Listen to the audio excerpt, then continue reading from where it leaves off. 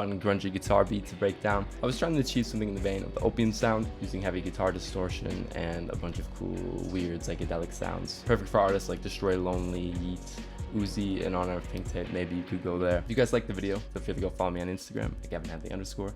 Check me out on BeatStars, also GavinHadley_. And yeah, let's get into it. To begin, I'm gonna walk you guys through how I created these guitars. I ended up structuring them different, sort of backwards, using some of our interval layers that I recorded under those main guitars.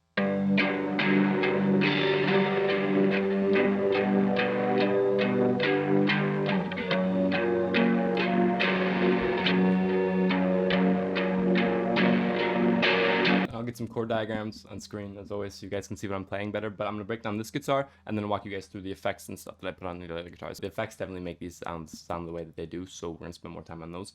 But here's this first guitar.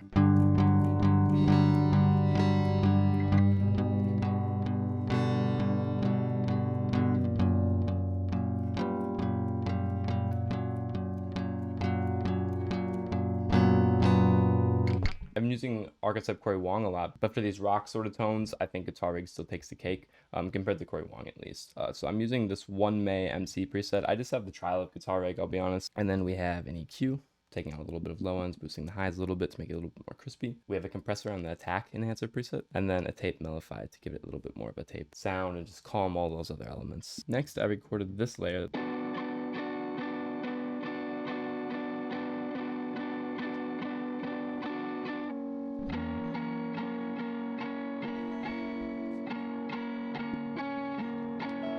So it sounds like without anything. It's also pitched down an octave, so it has that low sound already. It's not a lot higher when you guys heard me play it there, but I pitched it down an octave too. After that, I have a similar layer that sounds like this with the same effects on it.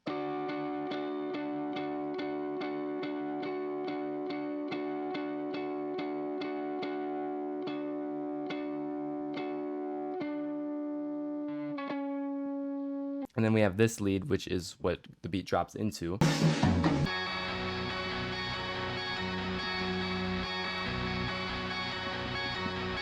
The effects on this are the same as that first guitar that I broke down with the Guitar Rig and the chorus. And then I have this in its normal octave, and it's also pitched down underneath. Just filling up space, and I really like the way that this one adapted to being pitched down an octave. It sounds great.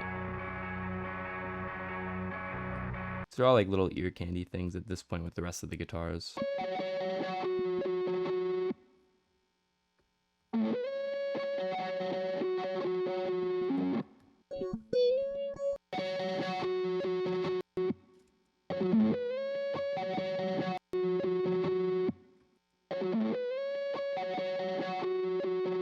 We have another sound that I recorded that was flipped. It was reversed, and this is what that sounds like in combination.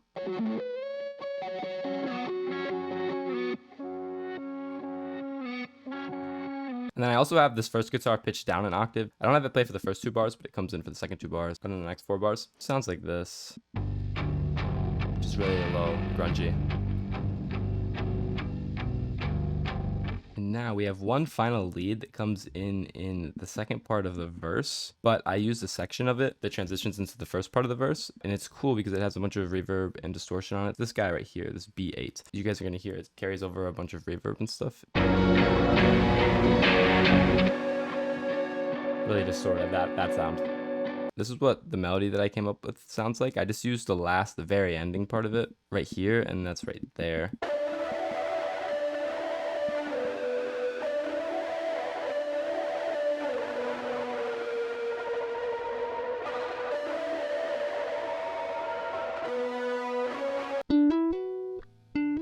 Totally different sound. The thing that is doing the most of the heavy lifting here is this archetype Corey Wong on the Bad Batch preset, just giving it a bunch of cool distortion and reverb, mainly coming from this pedal right here, the big rig. So to tame this sound and make it a little bit less abrasive, I brought in a reverb, but I have it below the amp in the mix chain, so the amp is distorting it and making the reverb a little bit cool and crunchy. And then we have a sound shifter as well that's also being affected by the amp. It's pitching it up an octave, but we are just mixing back the mix knob over here, so we get the best of both. And now with it.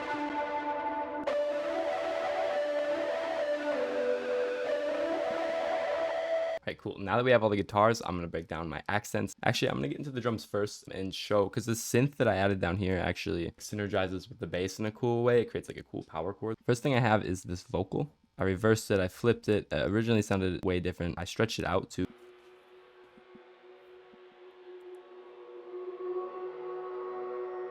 really subtle. It almost sounds like a flute.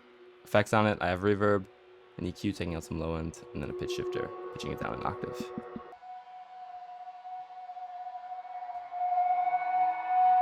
This is going to be a sound in my multi-kit that I'm working on. It's actually a flipped version of the sound that's already in the kit, but I'm probably going to make this a sound in there too, like a cool riser, just flute, vocal, just ambient texture. And my plan is to have this kit out by the end of the summer, so I'm just going to keep working on it, pumping out cool videos, and it's going to be here soon, so I'm really excited about that. Back to the video. We get into this hi-hat groove that I came up with here. Not using the sequencer.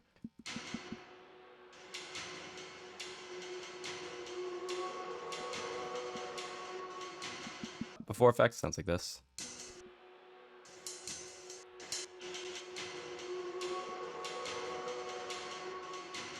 Here we have this hi-hat, sounds like this.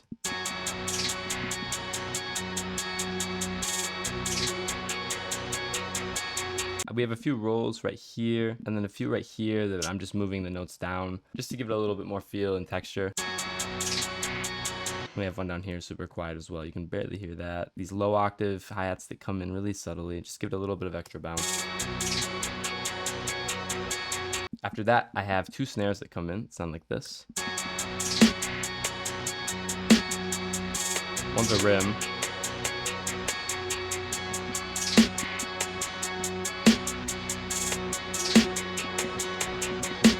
Then we have a kick.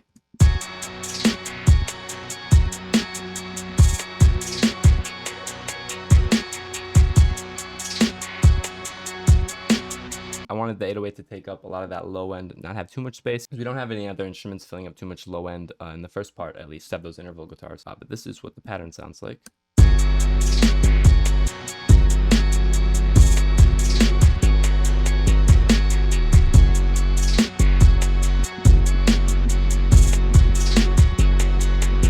You can see I just have some slides here. To do that, you just press this triangle button right here and then click in a note, and then just unclick it if you don't want to keep adding in slides. Just put it down in octaves. You can see G5, G4 down there, and just slides it down. Here is this easy drummer. This has a few crashes in it and a few toms. These notes are the toms and the crashes are up here. Sound like this.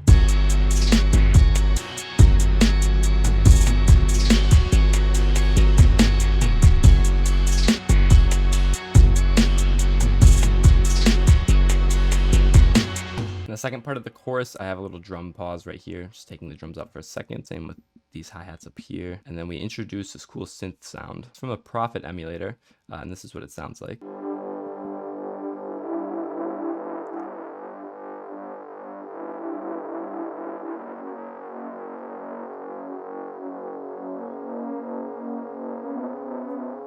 So essentially we're creating a power chord here. We have our root notes, which is the G and the F sharp right here. We have this D, which I put down an octave. That'd be the fifth of this first chord. And then same here with the C sharp. So we have the third here, which in this melody creates that cool dark sound on the second chord. And then I just have an E up top, playing a static note that I thought sounded good and that I didn't hear within the melody already. So it sounds like without any effects.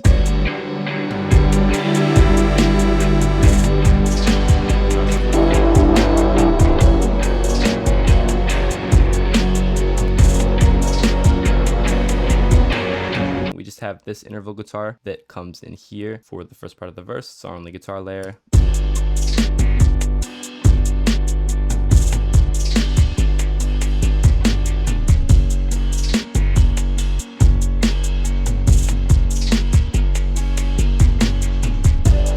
have the lead here.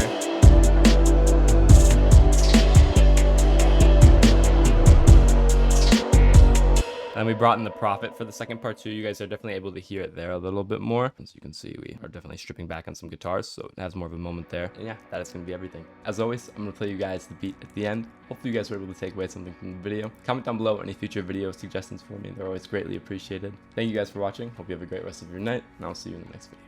Peace.